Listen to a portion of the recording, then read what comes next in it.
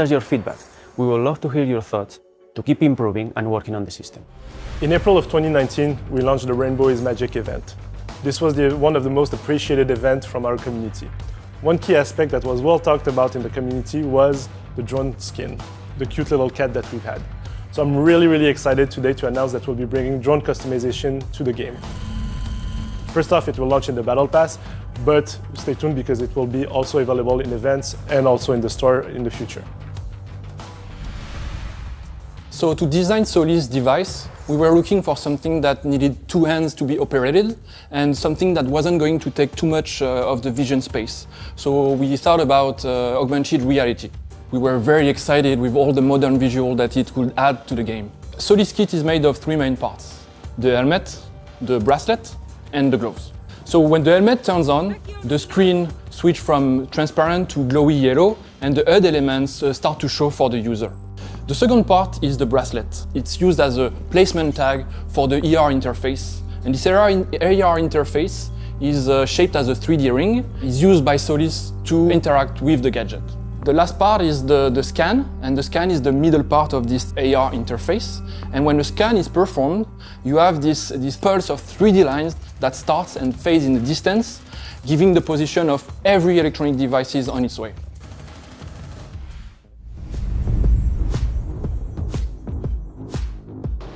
We know players have been asking about it and we've talked about it before. It's been a long time coming, so we're super excited to announce that Crossplay is coming with Season 4.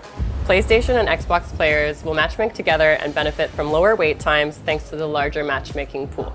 Now for Crossplay, PC and streaming platforms will be kept in a separate pool from consoles. We have no intention to merge these two communities right now, but we're super excited to bring our console players together. You can invite players through both first-party platforms as well as through your Ubisoft Connect overlay. You'll be able to access your friends list through the social tab and manage your invites, requests, and squad up with your friends from other platforms. We all know communication is key in Siege, and it's no different for Crossplay. So, voice communications will be enabled at launch, and the local player will be able to speak to and hear cross-platform players as long as they have voice communications enabled in their options and they're on the same team. Of course, you can still manually mute players through the scoreboard during a match or through the player profile side panel. Crossplay will be enabled by default, so everyone will be opted in to start, but you can opt out at any time in the in-game settings. If you do opt out, you're going to receive a message when you try and join a squad with Crossplay enabled that lets you know you need to enable the option to join that squad.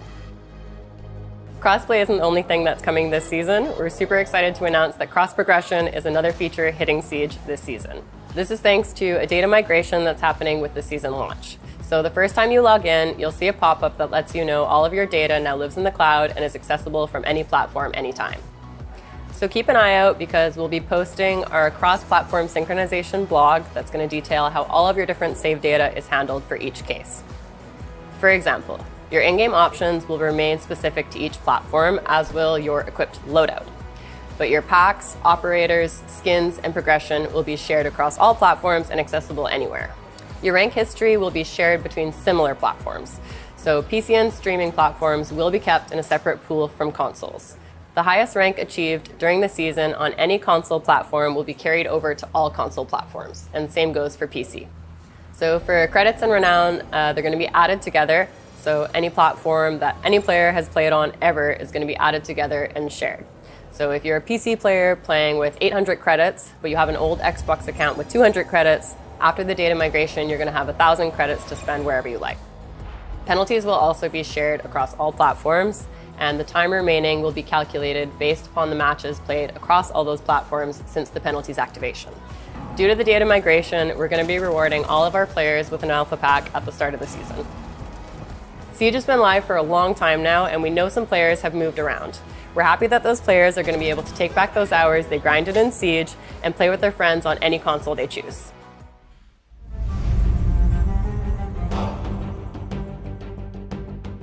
Right now, 3-speed operators have a clear advantage when it comes to picking and fragging.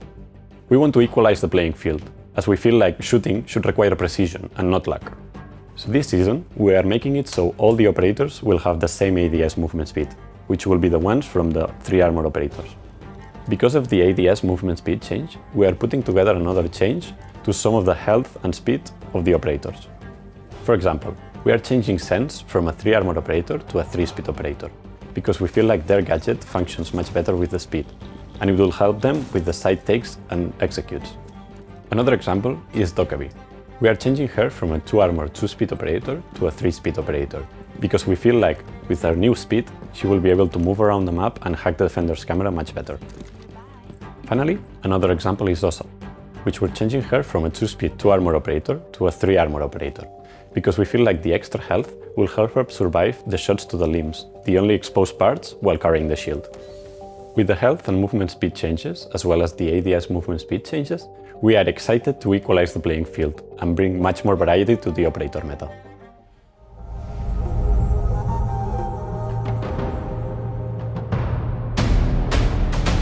Rainbow Six Siege Battle Pass has evolved to become more tactical, offering you new ways to unlock the rewards that matter to you faster.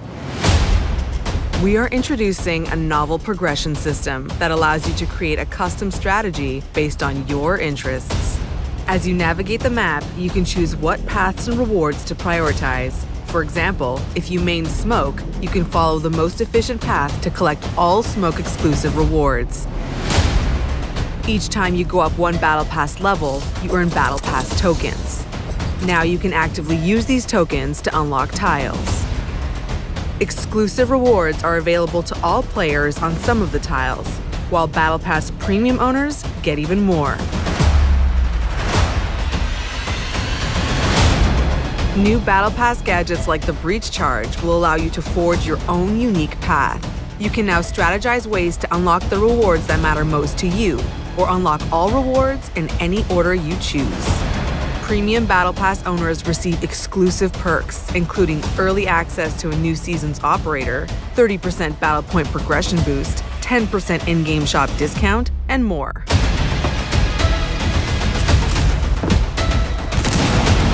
Rainbow Six Siege New Tactical Battle Pass. Plan your path, progress your way, pick your rewards.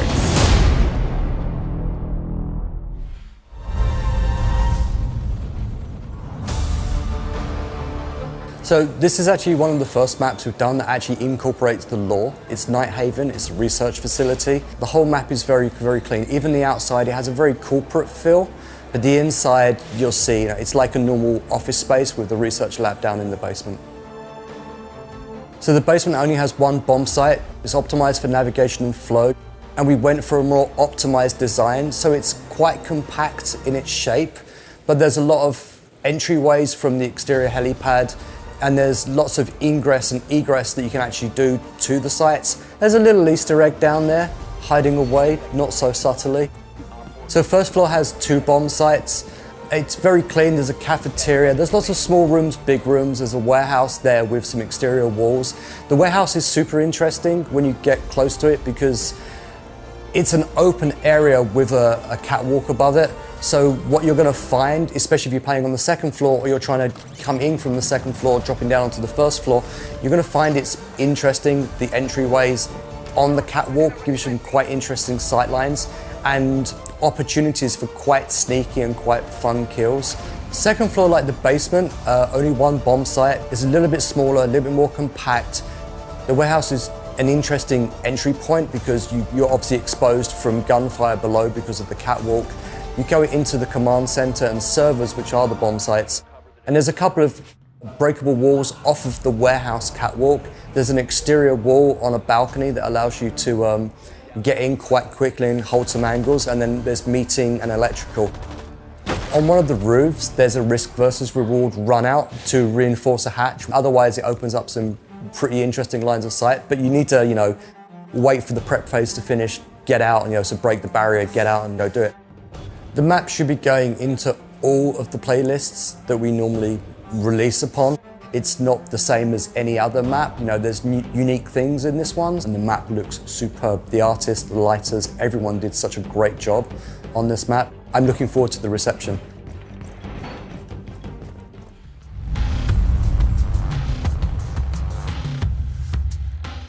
We are very happy with how the shooting range is functioning right now. But it's true that players struggle to remember which guns and attachments they tested, as well as they cannot compare the recoils of the different weapons. This season, Thanks to our amazing Shanghai team, we're introducing a new feature to the shooting range, the shooting records. It will be accessible through the same input as the scoreboard, and it will help players keep track of the different weapons they tested. We hope that this new feature will help players keep track of all the different weapons they tested, as well as compare the different recoils of the weapons. Now, as a player, you will be able to find the best loadout that works for you, without having to remember all the different weapons and attachments that you tested.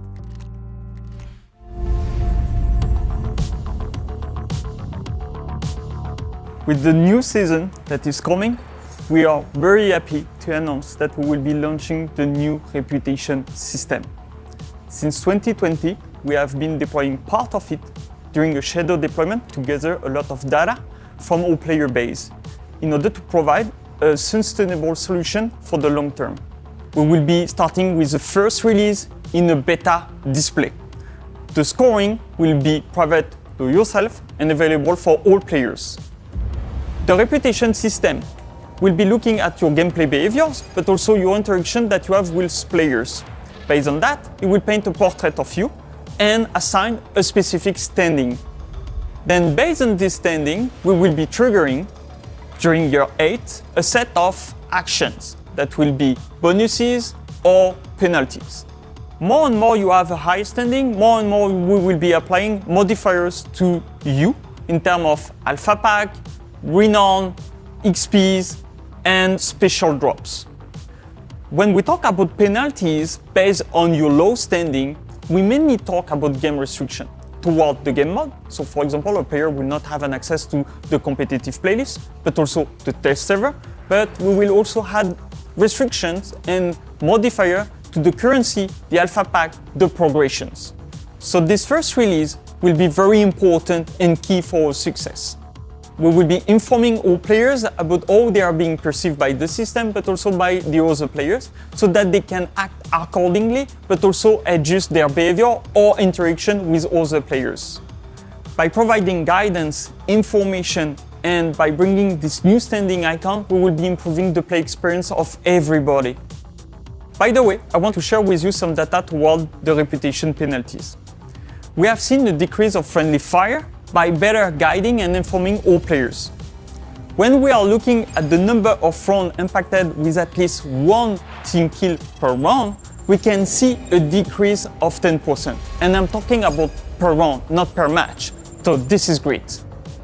We want to move away from the toxicity that the people are facing, and we want to improve the gameplay experience and provide a safer place for everybody.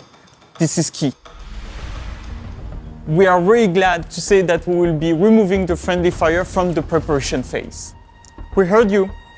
By removing it, we are just securing the whole experience for everybody. So there will be no mistake anymore, so that everybody can focus on their preparation phase and then start the battle.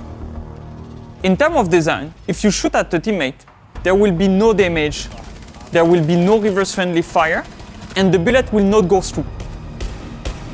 I hope you will enjoy this new change, and we will be looking at your feedback during the season launch.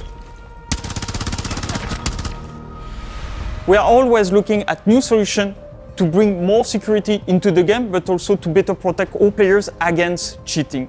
And this is a priority for us. The team, over the past months, has been working hard to bring a new security measure to fight cheating.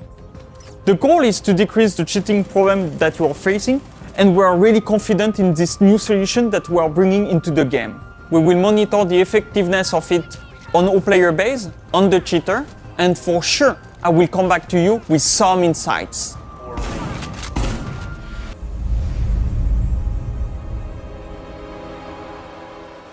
We know that at the start, it's difficult to get into a new map.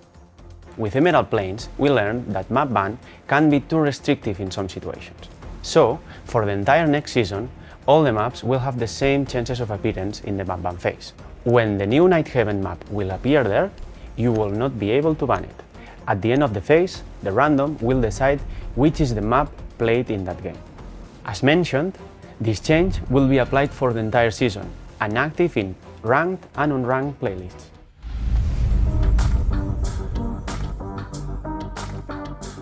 We are very excited about our new update for accessibility. In Season 4, we spot the most important objects and gadgets in-game that requires color change. So now your team color preference will be applied to the generic gadgets, CCTV, drones, operators gadgets and their elite skins. Your team is blue and the opposite team is red by default. But we know for colorblind players, it's harder to distinguish some objects in certain situations, so we brought ability to customize, starting with 3 colors: blue, red and orange. Your color preference could be changed and applied anytime you need it. As a positive impact, we expect players to faster recognize who owns object in-game. As an example, you are in attacker's team and the opposite team has Mozi. So when you enter the room and you see your drones and it's activated, you see the LEDs working and it's colored on your enemy's team color. That means that enemies hacked your drone and using it at the moment.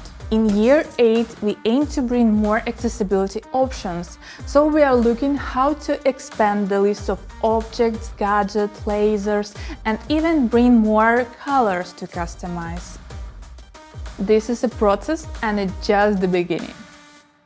Aiming is an important component for Siege, so later this season, advanced controller options will be available for console and PC players. By default, you won't see any changes to your aim.